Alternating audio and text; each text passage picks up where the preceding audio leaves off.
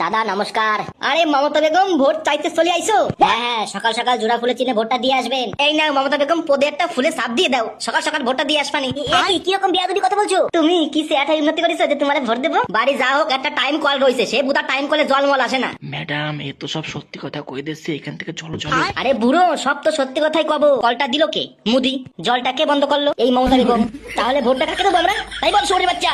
হ্যাঁ লে খানকির ছেলে, একদম মুখ খারাপ করে কথা বলবি না, জানিস না আমি চটি চাটা পুলিশ। ম্যাডাম আপনি একবার অর্ডার করুন, এখনই পুরো হাজতে পুরি গিয়ে একদম ল্যাংটা করে খেলাবো। না না, চুপ করো। তুমি যতই সাদা চটি চাটো পুলিশ, তোমার চটি চাটার সময় ফুরিয়ে এসেছে। হ্যাঁ গো, তুমি চুপ করো। কি চুপ করবো রে মাংমারানি? ভুলে গেলে হবে? আরজি করে কি ঘটনা করেছিল আপনি মাথায় রাখবেন মমতা বেগম। মানুষ বুঝে গেছে কি চাই কি না চাই, সবাই দেখিয়ে দেবে। কি বন্ধুরা, সবাই মনে রাখবে তো আরজি করে ঘটনা, আর সেইভাবে সেটা ভেবে চিন্তে ঠিক জায়গায় ভোটটা দেবে। সবাই একটু আমার স্বামীদের সাপোর্ট করো, আর ভিডিও তাড়াতাড়ি শেয়ার করে দাও। এই চল আমরা এখান থেকে পালাই। হ্যাঁ ম্যাডাম, চলুন অন্য গ্রামে গিয়ে ভোট চাইবো। কি স্যাটের বালে কাজ করেছো যে তোমাদের ভোট দেবে? দাদা ওরকম করে বলবেন না, আর একবার চান্স দিন, 5 বছরে সব চেঞ্জ করে দেবো। আর কি চেঞ্জ করবা তুমি? আমার ছেলেটা পড়াশোনা করে চাকরি পালো, সেই চাকরি তুমি খাই নিলে, চুরি করলে, শালা